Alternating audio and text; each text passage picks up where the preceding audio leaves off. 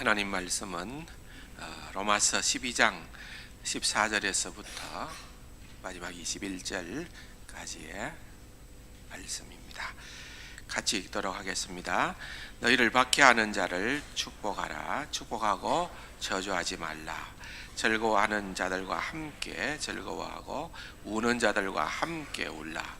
서로 마음을 같이 하며 높은 데 마음을 두지 말고 도리어 낮은 데 처하며 스스로 지혜 있는 체 하지 말라. 아무에게도 악을 악으로 갚지 말고 모든 사람 앞에서 선한 일을 도모하라. 할 수 있거든 너희로서는 모든 사람과 더불어 화목하라. 내 사랑하는 자들아, 너희가 친히 원수를 갚지 말고 하나님의 진노하심에 맡기라. 기록되었으되 원수 갚는 것이 내게 있으니 내가 갚으리라고 주께서 말씀하시니라. 내 원수가 줄이거든 먹이고 목마르거든 마시게 하라. 그리함으로 내가 숯불을 그 머리에 쌓아 놓으리라. 악에게 지지 말고 선으로 악을 이기라. 아멘. 정료주일, 우리 기독교 절기로서는 정료주일에 해당되어지는데 호산나 찬양으로 또 그때를 다시 한번 생각날 수 있도록 말씀을 그릴 수 있도록 해주심을 다시 한번 감사를 드립니다. 지금 계속 로마서 강의를 하고 있기 때문에 절기 설교는 병행하지 않도록 그렇게 하겠습니다. 계속해서 로마서의 말씀을 통해서 같이 은혜와 도전을 받는 그런 시간을 갖도록 그렇게 하겠습니다. 꼭 필요한 것 가운데 하나는 중요한 것은 반복이요 복습입니다. 그렇죠? 그래서 저는 여러분들에게 이 로마서를 굉장히 중요하게 생각을 하고 있기 때문에 계속 그 내용들의 핵심 부분들은 반복하고 또 이것이 여러분들에게 각인될 수 있도록 그렇게 복습하기를 원합니다. 그래서 몇 번씩을 했지만은 오늘도 또 좀 더 우리가 복습하는 시간을 먼저 한번 가져보겠습니다. 로마서는 일단은 크게 두 구분으로 나눌 수가 있습니다. 그죠? 어떻게 나눕니까? 1장부터 몇 장까지? 1장부터 몇 장? 11장. 무조건 1, 11 이것만 기억하십시오. 1장부터 11장까지 또 12장에서부터 나머지 부분까지다. 그렇게 크게 그림을 그리시면 됩니다. 그런데 그 내용은 1장부터 11장까지는 구원론에 대한 얘기지요. 구원론. 교리적인 부분을 다루고 있다는 거죠. 그래서 의롭게 된 사람이 구원을 얻는데 어떻게 의로워지느냐는 문제입니다. 우리가 의로워지는 방법은 우리의 선행으로 내가 착해서 또는 율법을 내가 잘 100% 준행함으로 말미암아서 구원을 얻는다. 그렇게 말씀하고 있지 않고 기독교의 핵심 진리는 로마서를 통해서 사도 바울이 우리에게 주시는 권면은 무엇으로 구원을 얻는다고요? 믿음으로. 한번 따라합시다. 믿음으로 구원 얻는다. 다른 것이 아니고 믿음이라는 거죠. 믿음은 뭐냐? 예수 그리스도와 또한 예수 그리스도 그분께서 우리를 위해서 이 땅에 행하신 일, 그것을 믿는 거예요. 그래서 우리가 주님 앞에 나왔습니다. 그래서 내가 하나님의 말씀을 듣습니다. 나는 죄인임을 깨닫습니다. 그리고 내 스스로는 나를 구원할 수 있는 어떤 힘과 능력도 없습니다. 그러나 하나님께서 우리를 너무나도 사랑하시어서 하나님께서 독생하신 예수 그리스도를 이 땅에 보내주시고 우리 죄를 대신해서 십자가에서 죽으시고 또한 죄의 권세를 이기시고 부활하셨다. 승리하셨다. 하나님, 내가 그 사실을 믿습니다. 그렇게 우리가 믿음으로 고백하고 주님 앞에 나아갈 때에 그것을 주님께서 인정하시고 기여기시사 우리를 구원하시는 것이다. 그 믿음이라는 것, 그 믿음, 그것이 우리에게 너무 중요하다는 겁니다. 두 번째로는 이제 그 믿음은 물론 중요한데 사실 또 조금 더 들어가서 보면은 이제 8장부터는 성령을 따라서 우리가 살아야 된다. 성령을 따라서 살 때에 우리가 거룩해지는 그러한 삶을 살게 된다. 성화론에 대한 부분을 다루고 있습니다만은 어쨌든 그것도 다 이 구원론에다가 포함을 시킨다고 할 때에 이제 12장 굉장히 중요한 장을 우리가 오랫동안 보고 있습니다만은 12장부터는 이제는 구원받은 자로서, 구원받기 위해서가 아닙니다. 구원받은 백성으로서 그럼 우리가 어떻게 살 것인가, 어떻게 사는 것이 가장 아름다운 인생을 살아가는 것인가. 사실 우리는 각자 나름대로 생각들이 있지 않습니까? 근데 성경이 믿음으로 구원 얻는다 하고 그냥 닫아버리면은 우리가 스스로 어떻게 살아가야 할지를 결정하면 굉장히 혼돈스러울 수 있습니다. 그런데 감사하게도, 친절하게도 성경은 우리에게 구원을 선물로 허락하시고 난 다음에 그 다음 구원받았으니까 너희들은 이제 정신 차려라, 이렇게 사는 것이 구원받은 자의 삶이다 하는 것을 사도 바울을 통해서 또 우리에게 말씀해주고 있다는 거예요. 그래서 어떤 의미에서는 우리 한국교회가 그동안에 참 잘하는 일 가운데 하나는 지금까지 오직 예수로만 구원받는다 라고 하는 이 복음의 핵심적인 진리에 대해서는 가감없이 전했어요. 그래서 우리 모두는 압니다. 천만 성도는, 한국교회는, 건강한 한국교회는 다 오직 예수 믿음으로 구원 얻는다 라고 하는 사실을 압니다. 이 복음을 희석시켜서는 안 된다.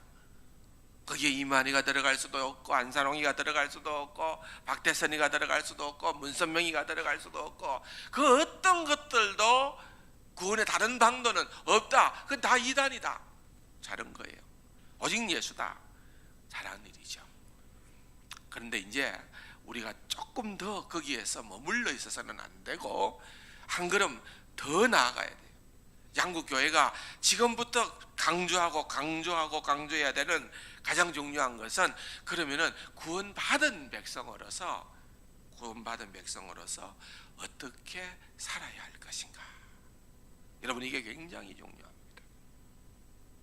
구원받은 백성으로서 오늘 이 자리에 우리가 구원받은 백성으로 하나님 앞에 나와서 예배자가 되었는데 우리가 어떻게 살아야 하는가, 성경의 가르침에 우리가 눈을 뜨고 살펴서 그것을 내가 실행하는 그러한 자리에 이르러야 된다는 거예요. 그러니까 지금까지 계속 얘기를 하고 있는 거예요. 계속 어떤 삶을 살아야 되느냐. 12장 1절에서 보면은 영적 예배자로 살아야 된다.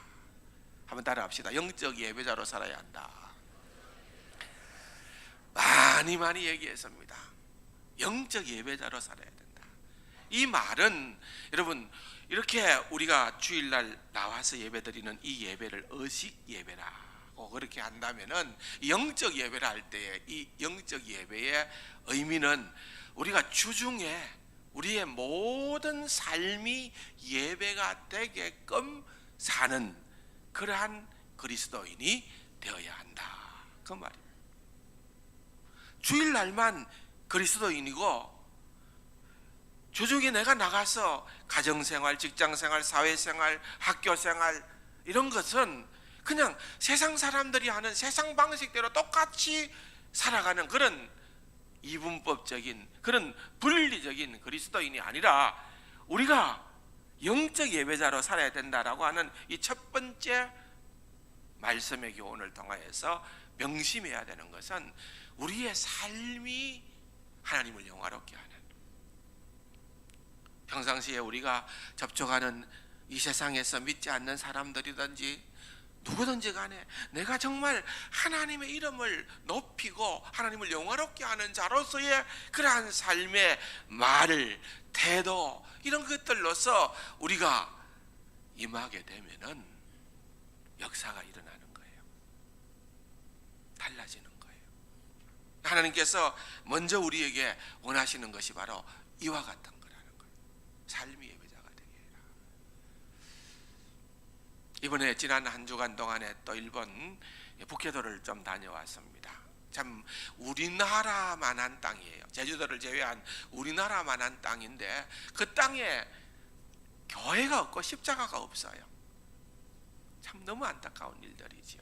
그래서 우리 교단의 지금 본부장으로 들어오신 박영기 선교사님이 한 26년 전에 이제 북해도에 가서 거기에서 이제 교회를 시작을 했어요. 하나님께서 은혜를 주셔 가지고 이 교회가 무럭무럭 자랐어요. 그래서 그 신삿포로 성서교회인데 처음 시작했던 신삿포로 성서교회가 이제 200명, 300명 이렇게 교인들이 되어졌을 때에 이 목사님이 또 교회를 개척하기 시작했어요. 왜? 워낙 교회가 없었으니까. 그래서 그 교인들을 또 한 20명, 30명씩 떼어가지고 또 필요한 지역에다가 오아시스 교회, 또 필요한 곳에다가 또 무지개 교회, 뭐 이런 식으로 교회를 6개를 분리 개척을 했어요. 참 대단한 거죠. 일본 교회에 굉장히 주목받는 그런 목사님이 되어졌어요. 그래서 이번에 그 교회들을 또 회의도 있지만은 방문해서 또 우리식으로 하는 거예요. 새벽 기도부터 똑같이 해요. 근데 얼마나 얼마 되지 않는 성도들이 헌신을 하는지 그 6개 교회를 개척함에 있어서 한국 교회의 도움을 별로 받지 않고 다 자기들이 헌금을 해요. 우리처럼 많은 숫자도 아니에요. 불과 한 200명, 250명 이래 모였는데 거기에 또 몇십 명씩 우리가 이렇게 모여도 분리개척한 것 이제 처음으로 하나 했거든요. 근데 이게 삿포로 지역에서 한 200명, 250명 모이면서 6개를 분리개척을 한 거예요. 교회들이 아주 탄탄하게 자라 있어요. 참 귀해요. 아름다운 성도들을 만나고 돌아왔어요. 지난번에도 갔습니다만은 이번에도 신임 이사들이 많았기 때문에 거기 간 김에 이제 미우라 아야코의 기념관에 갔습니다. 우리에게 잘 알려져 있는 기독교 작가죠. 그 1965년에 그 아사히 신문에서 이렇게 신춘 문예라고 하는 그런 이제 뭐라 그럴까요? 시상금을 1000만엔, 그 지금 돈으로 하더라도 1억 원이잖아요. 우리 돈으로 1억 원인데 1965년도에 1억 원이면은 돈의 가치가 완전히 달랐을 때, 그게 큰 돈이에요. 그만한 그런 어떤 이제 금액을 놓고서 이제 많은 작가들이 그렇게 글을 올렸는데 그 가운데 빙점, 우리에게 알려져 있는 그 빙점이라는 그 책을, 인간의 원죄를 다룬 책이에요. 그래서 이 미우라 아야코가 그것을 기록을 하고 그것을 소설을 써서 이제 그걸로서 수상을 하게 되는 거예요. 근데 그 소설 속에 나오는 어떤 또 한 부분이기는 합니다만은 1954년도 9월 달에 그 지역에 이제 그 여객선이 운행을 하는데 큰 태풍으로 인하여서, 사실 일본에는 우리나라와 달리 태풍이 많이 지나가는데 북해도는 그렇게 많은 태풍이 오는 데는 아니랍니다. 근데 몇 년에 한 번씩 그런 태풍이 가다 오는데 그때 아마 큰 태풍이 54년도에 왔나 봐요. 그래서 1139명이 다 물에 빠져서 죽었어요. 큰 사고죠. 도리야마라고 하는 그 사고가 그때 일어났었어요. 근데 그때 이제 다 죽은 건 아니고 그렇게 많은 피해가 있었습니다만은 그 가운데에서 이제 생존자들이 있었고 그 생존자들의 증언에 의하면은 구명복을 입었던 사람들은 살았대요. 구명복을. 근데 구명복이 없어서 입지 못한 사람들은 죽었는데 어떤 젊은 남녀 부부가 구명복이 없었대요. 막 마수라장이었을 거 아닙니까? 그런데 그들이 구명복이 없어서 어찌할 수 없는 그런 상황 가운데에 서양 사람 두 사람이 자기들에게 와서 자기들이 입고 있는 구명복을 입혀주고, 그들 부부에게 입혀주고 그 두 사람이 그냥 구명복이 없었으니까 배와 함께 침몰해서 죽게 되어졌다는 거예요. 생존자의 정언입니다. 그래서 나중에 알고 보니까 그 서양 사람이 누구였는가? 선교사들이었어요. 복음을 전가하던 선교사들이 그때에 배를 타고 가다가 그런 어려운 일들을 만나게 되어질 때에 우리는 이미 천국 가기로 보장되어져 있으니까 이 사람들에게도 그리스도의 사랑을 전해야 되겠다 하고서 그렇게 자기 생명과 맞바꾸는 그런 일들을 하게 된 거예요. 참 얼마나 귀합니까? 스톤 선교사라고 하는 선교사님과 또 다른 선교사님 한 분에 대해서 나중에 보면은 이제 이분들을 기리기 위해서 기념관도 만들고 일본에서 한 그런 업적들이 있어요. 아무튼 여러분, 이것이 바로 어떤 의미에서는 영적 예배자로서의 삶을 모범적으로 보여준 그러한 하나의 좋은 예가 되는 것입니다. 우리가 전도를 할 때에 말만 가지고 전도가 되느냐는 거예요. 얼마나 세상 사람들이 민감합니까? 조금이라도 자기들은 손해볼 일은 하지 않으려고 그럽니다. 그런데 여러분, 우리가 정말 이 세상을 변화시킬 수 있는 그 저력은, 힘은 어디서 나오느냐? 오늘 천만 성도라고 하는 이 땅 위에 교회와 성도들이 어떻게 할 때 정말 선한 영향력을 끼칠 수가 있느냐? 그것은 두말할 나위도 없이 영적 예배자로서 승리하는 그러한 삶을 살아가야 된다는 것을 다시 한번 말씀을 통하여 우리가 한번 깨달아 보는 것입니다. 너희 몸을 하나님이 기뻐하시는 산 제물이 되게 하라. 우리 몸을 드리는 거예요. 우리 일상생활의 삶에 우리의 몸을 드림으로 말미암아 우리의 삶 자체가 하나님의 영광을 위하여 살아가는 그런 영적인 예배가 되게끔 하는, 그것이 사도 바울이 첫 번째 구원받은 백성인 우리들에게 주는 도전이라는 것. 왜 예수 믿느냐? 왜 구원받았느냐? 그냥 내가 병 낫고 출세하고 잘되고 성공하고 이러기 위해서 하나님께서 우리를 구원하신 것이 아니라 우리의 삶을 영적 예배자로서 선한 영향력을 끼치는 그러한 자로 우리를 하나님께서 초대해 주셨다. 계속해서 여운이 남는 그런 주제라 그래 생각을 합니다. 이건 그냥 한번 그냥 다루고 마는 것이 아니고 우리가 평생 붙들어야 될 그러한 삶의 교훈이다. 영적 예배자다. 나는 영적인 예배자다. 그러한 생각을 가지고 우리는 일상생활을 해야 된다는 것. 두 번째로 2절에 보면은 이제 우리가 믿음으로 어렵다함을 받고 난 다음에는 우리의 삶에 중요한 숙제가 있는데 그것은 뭔가 하면은 변화된 인생관을 가지고 세상을 살아야 된다는 거예요. 변화된, 이제 우리가 그리스도 안에서 새로운 피조물로 변화되었다는 거예요. 변화된 인생관을 가지고 세상을 살아야 되는데 그게 그 무엇을 의미하느냐? 이제는 우리가 구원받았으니까 내 뜻대로 내가 하고 싶은 대로의 삶을 살아가는 자들이 아니고 우리는 하나님의 뜻대로 살아가기로 작정된 자들이라는 거예요. 하나님의 뜻대로. 그래서 하나님의 뜻대로 살기 위해서는 하나님의 뜻이 무엇인지 먼저 분별해야 되지 않습니까? 이게 하나님의 뜻인가 아닌가를 분별하는 그러한 훈련들이 우리에게 필요하다는 거예요. 어떻게 하면은 하나님의 뜻을 알 수 있을까? 성경은 우리에게 이야기를 합니다.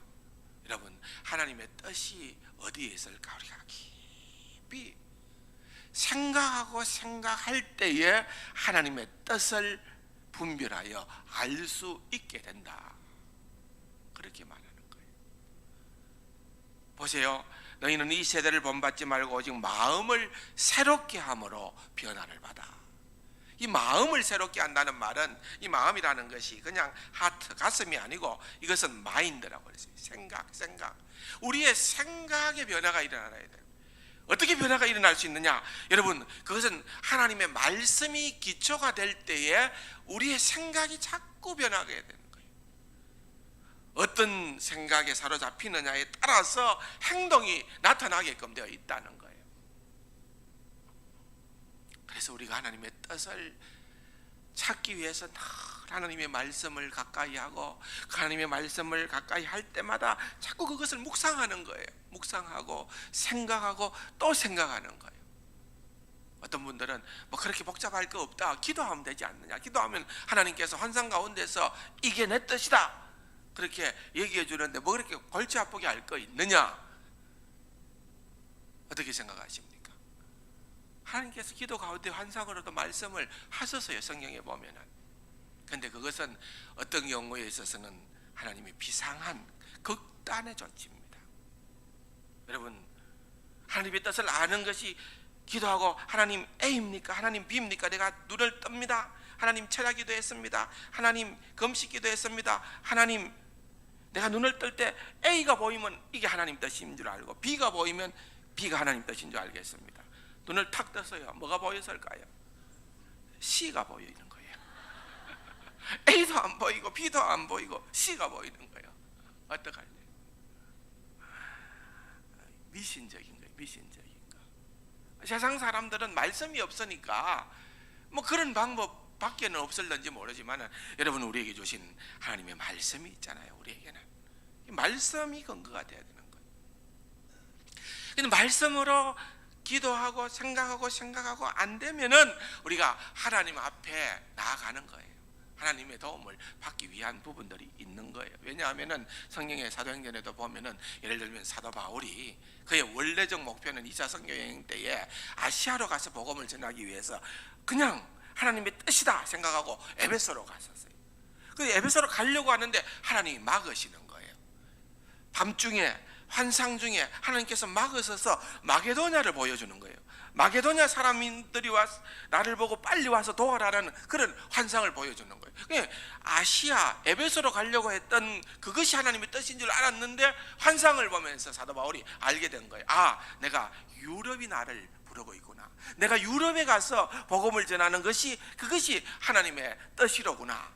그렇게 알게 되어버려 말미암아 수정을 하는 거예요. 베드로도 마찬가지지 않습니까? 하나님께서는 땅 끝까지 복음을 전해라 그랬는데, 막상 예수님의 제자들은, 유대인들은 이방인들이 싫은 거예요. 이방인들을 가까이 할 수가 없는 거예요. 그러니까 가까이 있는 이방인의 집에도 못 들어가는 거예요. 그래서 어느 날 그가 환상을 보는데 하나님께서 보자기를 내려 보내주시고, 거기에 유대인들이 생각하는 율법의 부정한 것들을 다 보여주면서 이걸 먹으라는 거예요. 먹으라. 도대체 이게 무슨 뜻인가 궁금하고 있는데, 그때에 고넬료의 집에서 그에게 도움을 요청하는 그러한 하인이 왔지 않습니까? 깨달은 거예요. 하나님께서 나를 이방인에게로, 고넬료에게로 복음을 전하기 위해서 보내시는구나. 그렇죠? 이런 경우죠. 이런 경우, 아주 특별한 경우에 우리의 생각으로 미치지 못하는 그런 경우에는 때로는 하나님께서 역사하셔서 기도 가운데, 말씀 가운데에 우리에게 환상을 보여주시기도 하고 깨닫게 해주시기도 하지만은, 보편적으로 보면은요, 3차 선교 여행 때에 사도 바울은 에베소로 직행하는 거예요. 조금도 주저함이 없이 직행을 합니다. 왜? 내가 생각해 보니까 이렇게 하는 것이 하나님의 뜻이다, 그렇게 판단한 거예요. 하나님께서 거기를 열어주신 것을 우리는 보게 되는 것입니다. 그러므로 여러분, 우리가 이런 것들이 굉장히 중요합니다.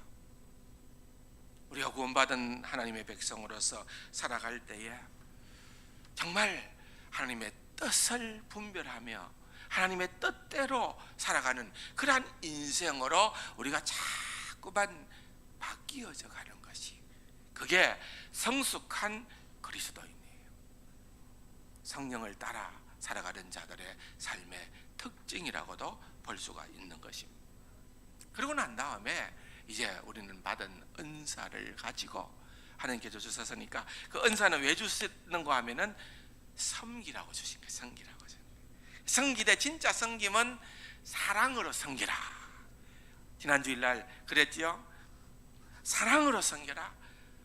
진실된 사랑으로 그렇게 성도들을 섬기고 교회 생활을 해라. 그리고 그 놀라운 은혜와 사랑을 가지고 이제는 세상 속에 나가서 사회생활은 이렇게 하라 라고 하는 것이 이제 핵심적으로 들어있는 부분이 바로 오늘 말씀의 내용들입니다. 그런 배경을 안고 여러분 한번 보시기를 바랍니다. 첫 번째 14절 같이 한번 읽어봅시다. 너희를 박해하는 자를 축복하라. 축복하고 저주하지 말라. 자, 지금부터 하는 얘기들은 우리가 본능하고는 굉장히 거슬리는 얘기입니다. 자, 여러분 까닭없이 우리를 핍박하고 우리를 쪼우고 우리를 힘들게 하면은 우리는 어떻게 합니까? 화가 나죠? 밉죠? 그냥 좋습니까? 웃습니까? 웃고 말지요 합니까? 그렇지 않죠. 겉으로는 웃는지 모르지만 속으로는 어디 가다가 교통사고 안 나나? 어디 가다가 한 방 안 맞나? 여러분, 그게 우리의 본능이에요. 그런데 우리를 박해하는 자를 위해서 축복하고 저주하지 말라. 굉장히 중요한 말입니다. 근데 어떤 의미에서는 이건 우리가 할 수 있는 일은 아닌 것 같아요. 그런데 우리가 해야 된다고 성경은 말하고 있어요. 다시 말하면은 여러분, 이렇게 살아가도록 하나님께서 우리를 권면하고 계신다는 거예요. 내 힘으로는 불가능하지만은 늘 생각합시다. 구원도 은혜요. 구원받은 그 이후의 삶도 은혜라는 것입니다. 그래서 성령님께서 우리와 함께 하실 때에, 성령께서 우리를 주도하는 삶을 살아갈 때에, 성령의 사람이 되어질 때에, 성령의 충만한 자로 살아갈 때에 우리는 이렇게 삶이 바뀔 수가 있다는 거예요. 우리의 본능에 따라서 살아가는 그러한 삶이 아니라 정말 세상을 변화시키고 세상을 놀라게 할 수 있는 그러한 삶을 살아갈 수가 있다는 것입니다. 그것을 우리에게 말을 하고 있는 것입니다. 여러분, 성경에 좋은 예가 있는데요. 베드로전서 2장 18절에 본문에 보면은 이렇게 등장을 합니다. 사환들아, 범사에 두려워함으로 주인들에게 순종하되 선하고 간용하는 자들에게만 아니라 또한 까다로운 자들에게도 그리하라. 부당하게 고난을 받아도 하나님을 생각함으로 슬픔을 참으면 이는 아름다우나 죄가 있어 매를 맞고 참으면 무슨 칭찬이 있으리요? 그러나 선을 행함으로 고난을 받고 참으면 이는 하나님 앞에 아름다우니라. 이 여러분 2000년 전 이야기를 지금 본문을 통해서 하는 거예요. 2000년 전에 여기 사환들아라고 하는 이 말은 그 시대는 이 노예 제도가 있었어요. 종이었어요. 그 종들 가운데에서 예수를 믿는 사람들이 생겨나게 된 거죠. 그래서 종들로서 예수 믿는 사람들이 어떻게 사회생활을 해야 되느냐에 대한 교훈을 베드로가 이렇게 주고 있는 거예요. 한마디로 얘기하면은 주인에게 순종하라는 거예요. 두 종류의 주인을 얘기를 하고 있습니다. 하나는 선하고 관용하는 주인이 있는가 하면은, 또 하나는 까다로운 그러한 주인이 있다는 거예요. 이 까다로운 주인이라는 말은 까닭 없이 나를 괴롭히는 주인이니까 권세만 행세하는 그런 주인이 있다는 거예요. 그럴 때 어떻게 하느냐? 베드로가 이야기를 합니다. 그럼에도 불구하고 순종하는 것이 내게 유익하다는 거예요. 순종하는 것이 내게 있다. 부당한 심하게 고난을 받아도 하나님을 생각함으로 슬픔을 참으면 이는 아름답다는 거예요. 이 말은 무슨 말인가 하면은 하나님을 생각함으로 믿음으로 내가 그 고난을 극복하면은 그것이 정말 하나님 보시기에 아름다운 인내가 될 수가 있다는 거예요. 그러나 죄가 있어 매를 맞으면은 여러분 이런 경우가 더 많겠죠. 내가 잘못해가지고 고난당하면은 여러분 아이고 내가 하나님 때문에, 내가 주님 때문에, 내가 십자가 때문에 고난당한다, 영광이다, 그렇게 하지 말라는 거예요. 베드로는 지적하고 있는 거예요. 네가 잘못했으면 빨리 잘못을 고치면 되고, 진짜 너는 잘못이 없는데 주인이 잘못해가지고 네가 고난을 당한다 하면은 그때는 그 고난은 아름다운 인내가 된다. 왜? 21절부터 마지막 25절까지의 내용을 읽어보면은 그렇게 고난 당하신 분이 우리에게 있다는 거예요. 누구냐? 예수 그리스도가. 주님이 그런 고난을 당했기 때문에 우리도 21절에 보니까 뭐라고 얘기를 하면 이를 위하여 너희가 부르심을 받았나니. 그러니까 우리도 신앙생활을 하면은 때로는 이런 애매하게 우리의 잘못이 없어도 고난당할 때가 있다는 거예요. 그 있는 것은 그것은 주님을 따라가는 길이요, 그것은 정말 아름다운 그러한 삶의 모습이 될 수가 있다라고 하는 것을 우리에게 말씀을 해주고 있는 것입니다. 자, 오늘 우리 시대에 적용을 해볼 수 있겠지요. 직장생활을 하면서 때로는 정말 나를 힘들게 하는 그러한 상사들을 만날 때가 있습니다. 그럼 자신을 한번 돌아봐야 되겠죠. 우선은 내가 잘못해서 혹시 이런 일들이 내게 고통으로 찾아오는 것은 아닌가. 그럼 고쳐야 되죠. 반면에 아무리 돌아봐도 나는 그렇지 않다라고 한다면은 그건 억울한 고난이에요. 그런데 그 억울한 고난은 그리스도인들에게 얼마든지 있을 수 있다. 주님을 바라본다는 거예요.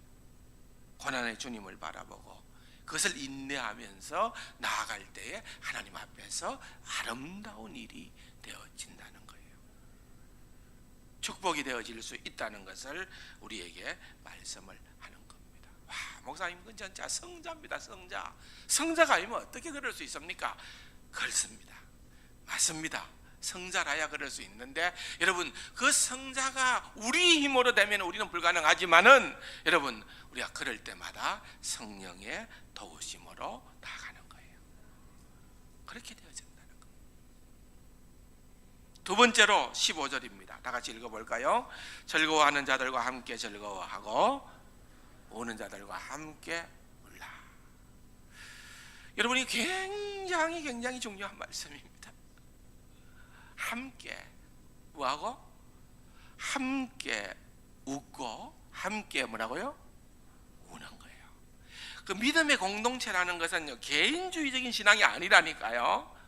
여러분 함께 하는 거, 말로만이 아니라 우리의 삶이, 행동이 함께 하는 게 너무너무 중요합니다. 뮤라야코 얘기 조금 더 할게요. 뮤라야코는 그 자기가 태어나서 살았던 그 지역에서 77세에 그렇게 하나님의 부름을 받았는가 하여튼 그때까지 그곳에서만 살았어요. 근데 거기에서 뭘로 살았는가 하면은 굉장히 몸이 아파서 폐결에 걸어도 너무너무 아팠고 이 척추가 이렇게 척추 질병으로 인해 가지고 하여튼 누워가지고 꼼짝달싹 못하는 그런 상황 가운데서 이제 그 남편을 만나는 거예요.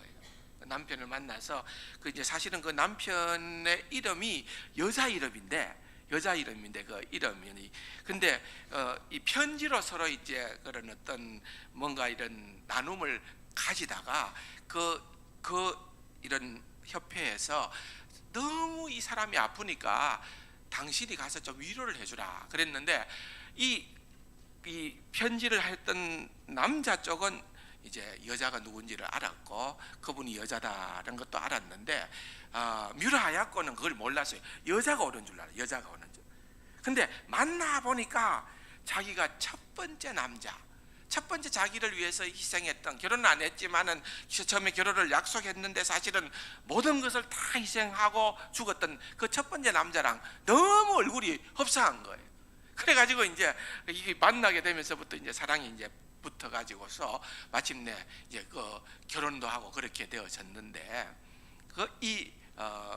거기에서 그렇게 이제 뮤라 야코는 좀 몸이 회복되어졌을 때는 이제 자그만한 구멍가게 마트를 했어요. 구멍가게를 했어요. 근데 너무 잘 되었다는 거예요.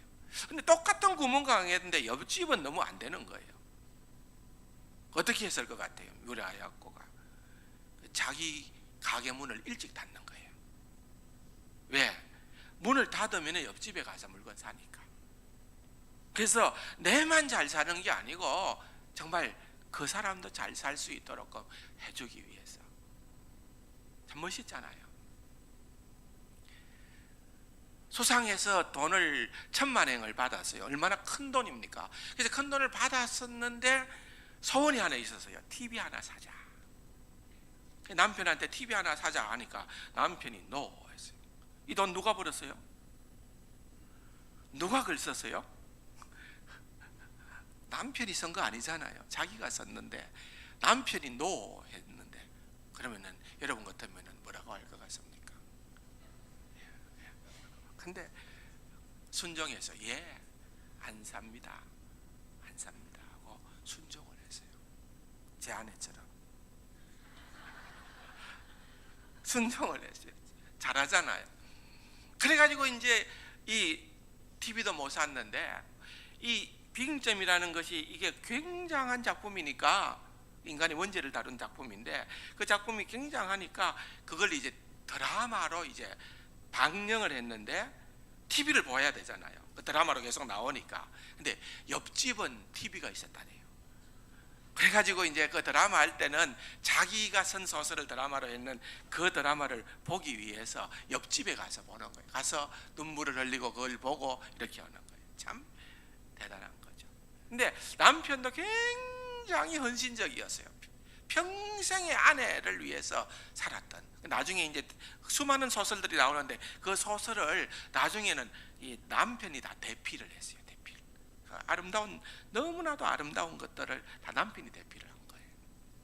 근데 그 남편이, 이 뮤라 야코가 얼마나 순종적인가 하면은 밖에 나갔다가 이제 들어왔는데 차에서 내렸는데 그냥 남편이 아무 생각 없이 아내한테 당신 여기 있고 하고 이제 짐을 들고 방에 들어간 거예요. 집으로 들어간 거예요. 들어가서 이제 뭐 하여튼 짐 정리를 했는지 뭐 했든지 모르게 당연히 이제 아내가 따라 들어왔을 거라고 생각을 했는데, 아내는 당신 여기 있고 이 말 한마디에 2시간 동안이나 바깥에 그렇게 그냥 대기하고 있는 거예요. 제 아내처럼. 제 희망사. 그렇다는 것은 아니고, 그 이제 이런 이야기를 저기 기념관에서 설명을 하고 나니까 전부 다 남자들은 눈이 반들반들 돌아가요. 이제 우리 아내들이 이렇게 좀 바뀌어지면 좋겠다. 나중에 차를 타고 가면서 한참 얘기를 하는데 부산에 있는 어떤 목사님이 그래요. 그거는커녕 사실은 3년 동안 죽다 살았다. 왜? 사모님이 갱년기가 왔는데 얼마나 하여튼 남편을 저우고 힘들게 하는지, 남편 말을 듣는 거는 고사하고 하여튼 3년 동안 아내 말 듣는다고 정신이 없었다는. 아내 말 듣는. 왜? 안 들으면은 나 다른 교회 갈란다. 주일날 다른 교회 갈란다. 제 아내는 아직까지 그 얘기는 안 하고 있어요. 그것만 해도 감사한데, 어쨌든 주일날 다른 교회 간단다 그 말 한마디에 막 그냥 극진하게 섬겼대요. 그런 이야기들을 이제 하는 것들도 좀 들었습니다만, 하여튼 문제는 뭔가 하면은, 여러분 우리 그리스도인들의 삶의 특징은 함께하는 거예요. 함께하는 거. 어려운 일을 당한, 특별히 상이 났다든지 이런 어려움들이 있을 때에 함께하는 거예요. 그 신사프로 성서교회도 그 박영기 목사님이 그 옆에 지금 믿지 않는 사람이 마침 상이 났는데 그걸 알고서 조문을 간대요. 조문을 갔는데 그게 너무 고마웠던지 안 믿는 사람이, 이분이 굉장히 부자래요. 그래서 교회 옆에 큰 넓은 부지가 있는데 주일날이고 언제고 행사가 있을 때마다 차는 마음대로 대라, 차는 마음대로 대라. 단 한 가지만 얘기하지 마라. 나보고 예수 믿어라 소리 하지 마라. 나보고 예수 믿어라 소리는 하지 말되 단 마음대로 해라는 거예요. 그게 어딥니까, 그죠? 그게 어딥니까? 이제 그렇게 관계가 형성되는 거예요. 관계가. 여러분, 우리 예수 믿는 사람들이 해야 될 중요한 일들 가운데 하나는 이런 거예요. 그 당시에 스토아 철학, 고상하다는 그런 어떤 세상 철학은요, 좀 이렇게 세상적으로 울고 웃고 하는데 너무 반응을 보이는 것을 천박하게 여긴 거예요. 좀 무정하고 냉정하고 초연한 것을 굉장한 미덕으로 생각을 했어요. 근데 우리 기독교인들은 그게 미덕이 아니라 함께 웃고 함께 우는 것, 그게 미덕이라는 거예요. 그러면서 이제 16절 이하에서 말씀을 하는 것은 이제 원수에 대한 우리의 적극적인 삶의 태도예요. 원수를 직접 갖지 말고, 성경은 뭐라고 할까? 누구한테 맡겨라? 여러분 한번 따라합시다. 하나님께 맡기자. 이거 정말 중요한 거예요. 원수는 꼭 내가 갚아야 되겠다고 부르짖는 분들 계십니다. 근데 여러분요, 제가 중학교 때 굉장히 책을 많이 읽었어요. 무슨 책 읽은 줄 아세요? 시립도서관에 가가지고 중국 무협소설을 읽었어요. 그 무협소설 그거 중독성이 있어요. 굉장히 재밌더라고요. 그때 책도 많지 않은 때인데 그 하여튼 시립도서관에 무협지가 한 몇백 권 있는데 다 읽었던 것 같아요. 너무 재밌어가지고. 근데 모든 무협지의 특징이 뭔지 압니까? 원수 갚는 거예요. 원수 갚는 거. 예. 우리 부모님의 원수 갚는다든지, 또는 우리 스승님의 원수 갚는 거. 원수 갚기 위해 갖고 이제 무공을 연마하고, 또 원수 갚기 위해서 하여튼 그런 걸 해가지고 결국은 된다는 거예요. 여러분, 원수 갚는 것, 미워하고 원수를 내가 갚도록 한다는 것은요, 굉장한 에너지가 필요한 거예요. 그래서 어떤 분들은 왜 사느냐? 난 미워하기 위해서 산다. 왜 아침에 눈 뜨느냐? 나는 미워하기 위해서 눈 뜬다. 왜? 미워하는 대상이 있으면 에너지가 생긴대요. 사람이 저 사람 내가 한번 갈궈봐야 되겠다 생각하면은 이게 힘이 생긴다는 거예요. 힘이 생긴다는 거예요. 근데 여러분, 그 힘이 제대로 된 힘일까요? 아니에요, 여러분. 어떤 자료에 의하면은요, 이게 남을 미워하는 게 지속될 때, 이게 그냥 하루 이틀이 아니고 몇 달, 몇 년씩 이런 식으로 남을 미워하는 것이 지속될 때에 나타날 수 있는 신체 질병의 리스트를 쫙 뽑아놨는데, 자그마치 이 신체 질병이 60가지가 넘어요. 신체 질병이. 근데 거의 다, 여러분, 모든 질병이 다 남을 미워하는 것 때문에 생기는 것처럼 오해할 수 있는 그럴 정도라는 거예요. 여러분, 모든 이런 경험들 없습니까? 좋은 식당에 가서 진짜 최고로 좋은 식사를 맛있게 하다가도 갑자기 누구 얘기만 나오면은 밥맛이 싹 떨어지고, 그런 경우가 우리에게 있을 수가 있다는 것입니다. 여러분, 남을 미워하기 시작을 하면은요, 참 인생이 불행해지는 것입니다. 그래서 하나님께서는 뭐라고 말씀을 하시는가 하면은, 원수 갚는 것은 네 영역이 아니다. 내게 맡겨라. 내가 갚아주리라. 원수를 갚는 것이 아니라 원수를 뭐라고요? 사랑하라. 악으로 선으로 악을 어떻게 해라? 이기라. 결론 부분이 선으로 악을 이기라, 그겁니다. 여러분, 그렇다고 하면은 여러분, 우리가 원수를 보는 관점이 달라져야 돼요. 대단히 중요합니다. 자, 성경적 예를 한번 들어볼게요. 다윗에게 있어서 가장 큰 아픔의 시절은 아들 압살롬이 반역을 해서 왕위에서 급히 도망갈 때였습니다. 근데 진짜 공고할 때였겠잖아요. 성경 기록을 보면은 신발도 못 신고 도망갔다 그랬어요. 신발도 못 신고. 근데 그렇게 도망가는 데에 누가 또 거기에다가 고춧가루를 뿌립니까? 예. 사울의 집안 가운데 시므이라는 자가 있어요. 시므이라는 자가 이 먼지도 날리고 돌도 던지고 하면서 욕을 하는 거예요. 저주를 하는 거예요. 여러분, 화가 얼마나 나겠습니까? 지금 이 상황 가운데서. 근데 지금 다윗이 지금요, 주변에 막강한 그런 어떤 전쟁에 능한 사원꾼들이 있었어요. 아비새 장군이나 이런 친구들은 대단한 사원꾼이에요. 그런데 얘기를 합니다. 다윗 왕이시여, 허락만 하시면 저자를 처단하겠습니다. 다윗이 어떻게 했습니까? 그래, 기분도 그런데 죽이라 이렇게 한 게 아니고, 놔둬라. 내 아들도 나에게 반역의 칼을 떴는데 하물며 아비새가 아니라 시므이냐. 하나님께서 시므이를 통해서 내게 말씀하는 거다. 저는 이게 정말 대단한 시당이라고 봅니다. 무슨 말인가 하면은, 여러분, 우리가 사람을 볼 때에, 악인을 볼 때에, 나를 해꾸지 않은 사람을 볼 때에 관점을 그 사람에게, 시므이에게, 압살롬에게만 머물러 있어서는 안 되고 그것을 뛰어넘어서 하나님을 바라볼 수 있어야 돼요. 하나님께서 그 자를 통해서 내게 말씀하신다, 이런 거예요. 와, 대단한 거예요. 다시 말하면 하나님께서 내 생애를 지금 붙잡고 계신 것이고, 내가 미워하는 자, 내가 원수된 저 자들이 내 생애를 주관하는 것이 아니고, 내 생애의 진짜 주관자는 하나님이시고, 그 하나님이 나를 지금 궁극적으로는 의의 길로, 선한 길로 인도해 주실 것이다. 그 확신이에요.